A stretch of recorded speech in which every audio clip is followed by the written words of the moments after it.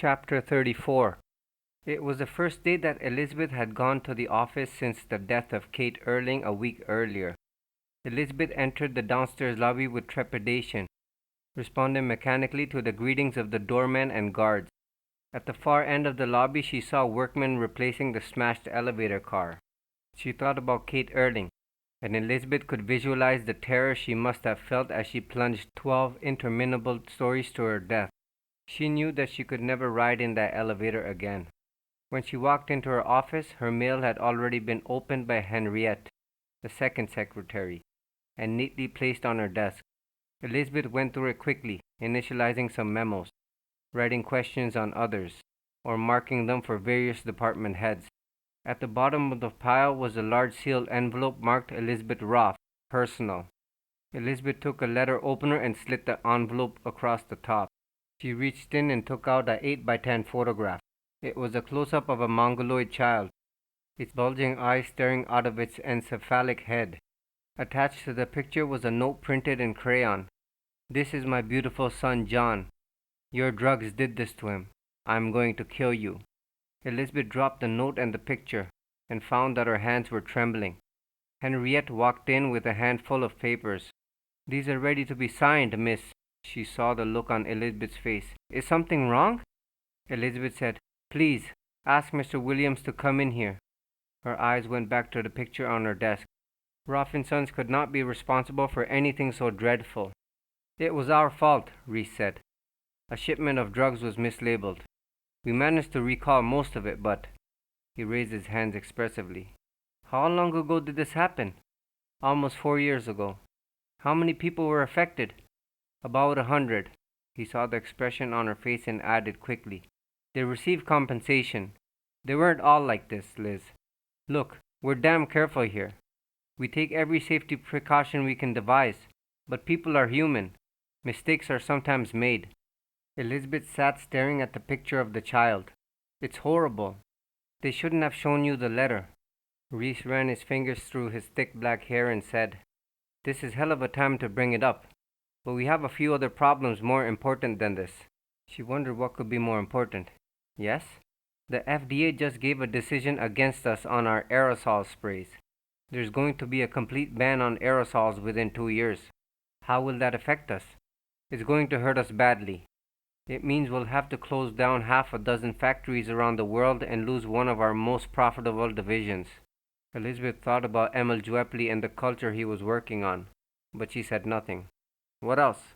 "Have you seen the morning papers?" "No."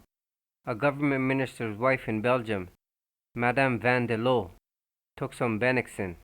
"That's one of our drugs?" "Yes, it's an antihistamine. It's contraindicated for anyone with essential hypertension. Our label carries a clear warning." She ignored it. Elizabeth felt her body beginning to tense. "What happened to her?" Reese said, "She's in a coma. She may not live. The newspaper stories mention that it's our product. Cancellation on orders are pouring in from all over the world. The FDA notified us that it's starting an investigation, but that will take at least a year.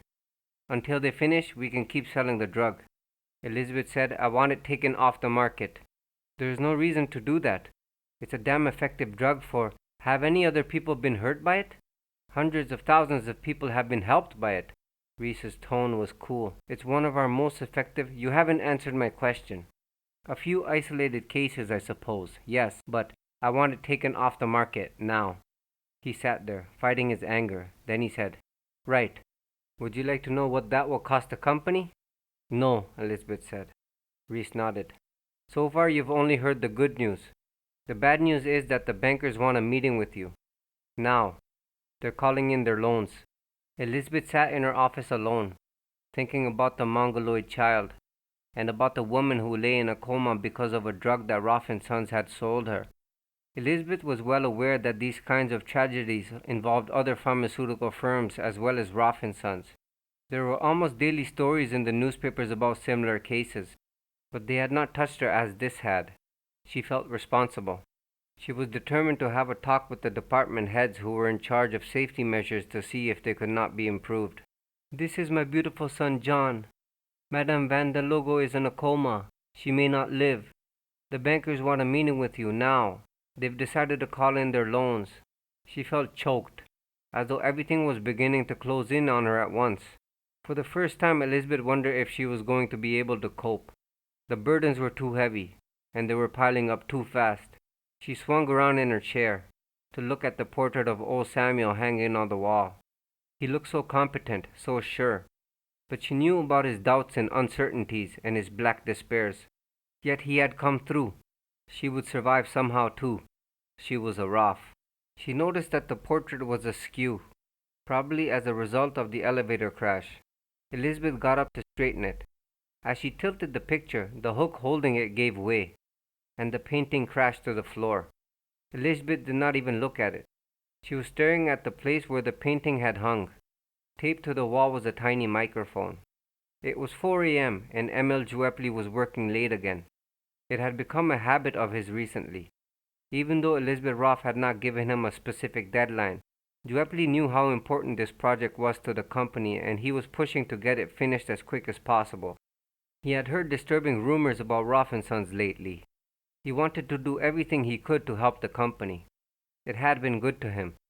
It gave him a handsome salary and complete freedom. He had liked Sam Roffe, and he liked his daughter too. Elizabeth Roffe would never know, but these late hours were Juepli's gift to her. He hunched over his small desk, checking out the results of his last experiment. They were even better than he had anticipated. He sat there, deep in concentration, unaware of the fetid smell of the caged animals in the laboratory, or the clouding humidity of the room, or the lateness of the hour.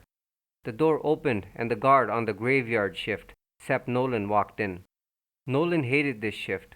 There was something eerie about the deserted experimental laboratories at night.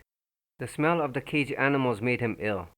Nolan wondered whether all the animals they had killed here had souls and came back to haunt these corridors. I ought to put in for spook pay, he thought. Everyone in the building had long since gone home, except for this fucking mad scientist with his cages full of rabbits and cats and hamsters. How long you gonna be, Doc? Nolan asked. Juepli looked up, aware of Nolan for the first time. What? Gee, you're gonna be here a while. I can bring you back a sandwich or something. I'm gonna run over to the commissary for a quick bite. Juepli said, Just coffee, please. He turned back to his charts. Nolan said, I'll lock the outside door behind me when I leave the building. Be right back. Juepli did not even hear him.